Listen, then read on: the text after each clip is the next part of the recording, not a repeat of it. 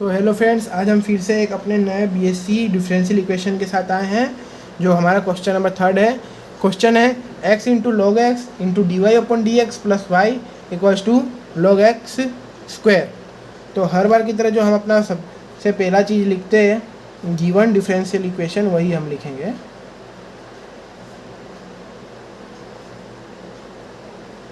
Okay, ये हो गया हमारा गिवन डिफरेंशियल इक्वेशन। और इक्वेशन लिखेंगे x into log x into D Y upon D x plus Y which is equal to log X का square. Okay, अब हम क्या करते हैं, अब यहाँ पे ध्यान से देखना, ये जो x की पावर स्क्वायर में 2 लिखा है ना, हम उसको यहाँ पे ला देंगे, कोफिशिएंट बना देंगे। x into log x into D Y upon D x plus Y which is equal to 2 into log X. अब वो कैसे किया मैंने, यहाँ पे एक फॉर्मूला के हिसाब से log n to the power m which is equals to m log into n। Okay, now what is our standard form of linear equation हमारा इन y। वो क्या है हमारा standard form of linear equation, वो लिखते हैं standard form of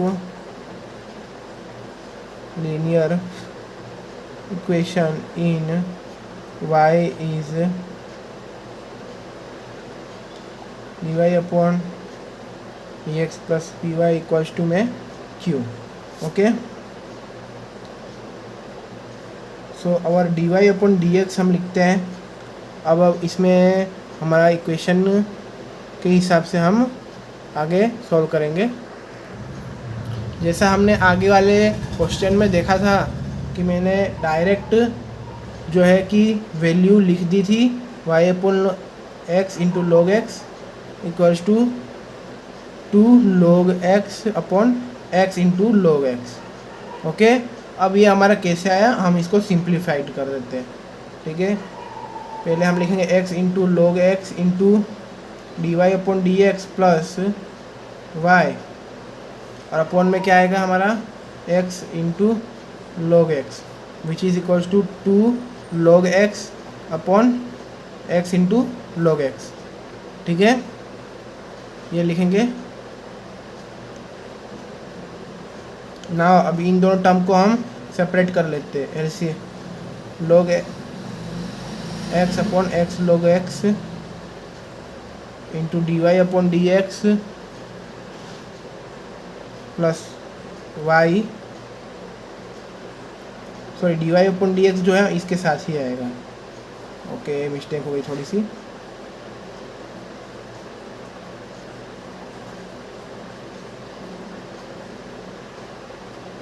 which is plus y upon x log x equals to में क्या आएगा, यहाँ पे हमारा log x कट हो गया तो 2 अपॉन एक्स आ जाएगा।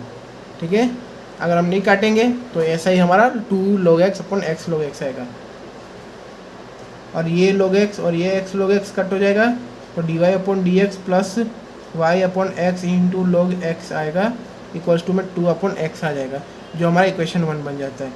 ये same as it is d Y upon D x plus y upon x into log x plus y upon x into log x, 2 into log x into log x, जो हमने इधर cut कर दिया था तो हमारा 2 अपॉन एक्स आया।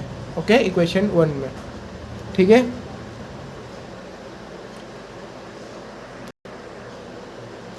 अब जो हमारा ये इक्वेशन 1 आया है which is in linear equation है, इन लीनियर इक्वेशन, ये हमारा एक लीनियर इक्वेशन की तरह है y फॉर्म में।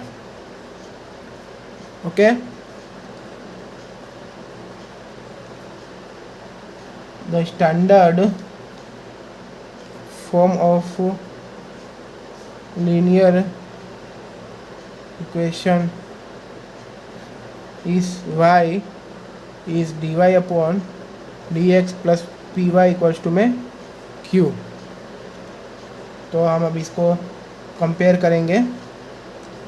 अब हम इधर वेयर लिखते हैं, वेयर हमारा p का वैल्यू और q का वैल्यू क्या होगा। तो हम इधर देखते हैं, हमारा जो d Y upon D x भी है और ये d Y upon D x है, तो वो कैंसिल आउट हो गया। और पी और यहाँ पे y upon x into log x आता है और यहाँ पे पी वाई है, तो वाई वाई कैंसिल, तो हमारा 1 upon x into log x बचता है। अब यहीं पर हमारा q का 2 अपॉन एक्स है डायरेक्ट, तो यहाँ पे हमारा 2 अपॉन एक्स आ जाएगा वैल्यू। ओके, आगे देखते हैं। अब इसके इंटीग्रेटिंग फैक्टर आएगा, इंटीग्रेटिंग फैक्टर। ओके, अब इंटीग्रेटिंग फैक्टर में हमारा हमेशा से ये शॉर्ट फॉर्म रहा है I F, which is equal to e to the power integral p into d x. हमेशा ध्यान रखना, जब भी इक्वेशन लीनियर इन वाई होगा तो हमारा इंटीग्रेटिंग फैक्टर में जो e to the power integral p into d क्या होगा, एक्स होगा। और अगर हम हमारा which is linear in x form आया तो इंटीग्रेटिंग फैक्टर में e to the power integral p into y होगा, यानी यहाँ पे अगर y हुआ तो x यहाँ पे, और यहाँ पे x हुआ तो यहाँ पे y। ओके, ऐसे हम आगे और भी अलग सम्स देखेंगे। तो ना अब हम इसको इंटीग्रेटिंग करते हैं, e to the power integral 1 upon x into log x into d x. अब यहाँ पे लिखते हैं e to the power log in modulus log x. Okay, अब ये हमारा कैसे आया, देखो 1 upon x into log x into d x में इक्वल्स टू लॉग एक्स और मॉड्यूलस में लॉग एक्स की जो हमारी एक वैल्यू होती है ये हमने लिख दी यहाँ पे इंटीग्रेटिंग फैक्टर। ओके, तो अब हम इसको ई टू द पावर लॉग और लॉग ऐसे भी लिख देते हैं।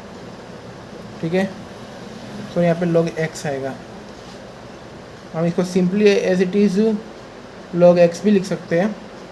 Integrating factor. अब ये हमारा कैसे आएगा, since e to the power log f of x which is equals to f of x, यानी हमारा जो पावर में e to the power log के जो हमारे पावर में लॉग एक्स गया था हम डायरेक्ट इसको लॉग एक्स लिख सकते हैं ये। Okay, the general solution of linear equation is Y.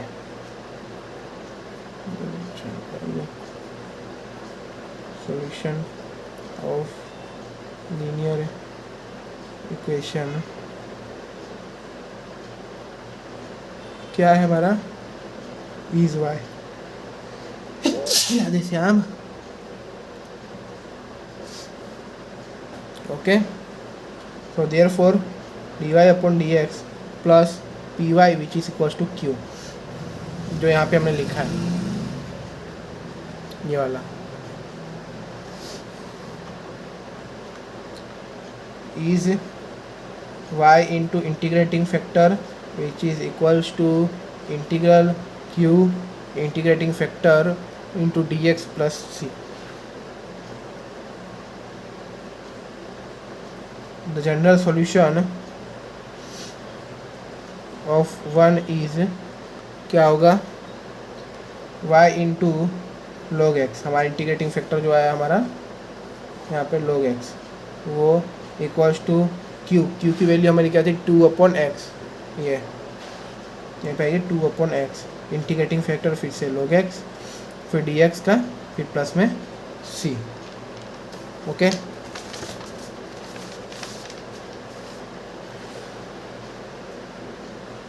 अब यहाँ पे हमारा सॉल्यूशन आगे चलेगा, further solution y into log x which is equals to integral 1 upon x, क्योंकि हमारा 2 कांस्टेंट है, क्योंकि नंबर हमारा कांस्टेंट होता है हमेशा इंटीग्रल में और माइनस का साइन में, तो हमने इसको बाहर ले लिया। तो 1 अपॉन एक्स अंदर बचा into log x into d x plus में c which is equals to 2 integral log x 1 x into d x into plus में उसके बाद c y which is equals into में log x।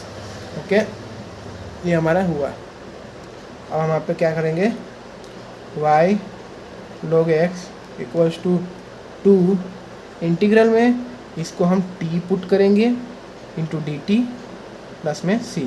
वो कैसे किया हमने, क्या किया यहाँ पे सीन्स में बताता हूँ। लेट किया हमने कि t होगा हमारा log x, ठीक है, वो हमको मेरे को पहले लिखना चाहिए ना, मैं इसमें बता देता हूँ बाद में। और ये d upon D x into t which is equals to d upon D x equals to log x. तो हमारा d upon D x equals to log x है, हम उसको क्या लिख सकते हैं, d t upon D x. क्या लिखेंगे, d t upon D x. So d t upon D x which is equals to 1 upon x into और d t which is equals to 1 upon x into d x. ठीक है,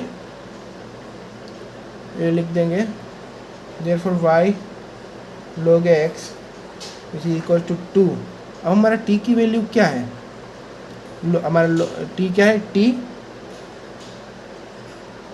हमारा t जो हमने इधर log x को t ले लिया और dt प्लस c, dt हमने किसको लिया 1 अपॉन एक्स dx और प्लस का c तो है ही हमारे पास। इधर हमने बता दिया है कि हमने dt इसको लिया है। ओके, नाउ अब हमारा ये dt को हम डेरिवेटिव करेंगे तो हमारा t का स्क्वायर हो जाएगा, तो हम t का स्क्वायर अपॉन नीचे भी 2 आ जाएगा और प्लस में c कांस्टेंट चलेगा, तो 2 कैंसिल आउट हो जाएगा, तो उसमें हमारा t का स्क्वायर प्लस c बचेगा। ठीक है, y equal multiply log x, therefore में t which is equals to log x। Okay, therefore y log x equals to log x का स्क्वायर प्लस में c which is equals to, अब हमारा क्या आएगा, log x का square plus में c ही है, अपॉन में अब क्या आ जाएगा, हमारे log x आ जाएंगे। ठीक है, वो कैसे आएंगे, यहाँ का जो हमारा log x था यहाँ पे आ जाएगा। अब इस log x को दोनों को सेपरेट कर देंगे,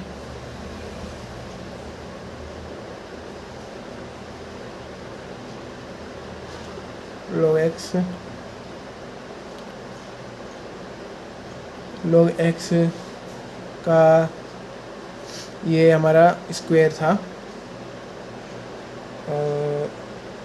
स्क्वायर यानी हमारा ये 2 log x है, इसको हम इधर स्क्वायर डालते हैं upon x c upon log x, तो ये एक और ये एक कट हो जाएगा, which is equals to log x plus c into 1 upon log x हो गया ये।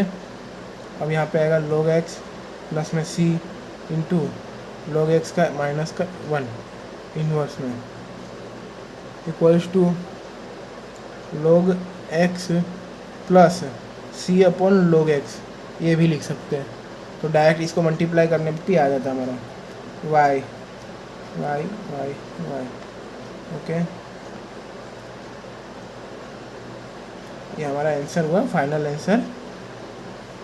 इसको हम लिख देते हैं, इज रिक्वायर्ड सॉल्यूशन। ओके, ये हमारा रिक्वायर्ड सॉल्यूशन हो जाता है।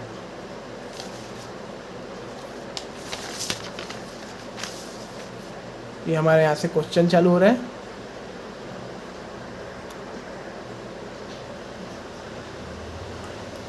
यहाँ तक, फिर वापस यहाँ से यहाँ तक, और लास्ट हमारा यहाँ पे आंसर आ जाता है फाइनल, यहाँ से यहाँ तक। Okay, so thank you.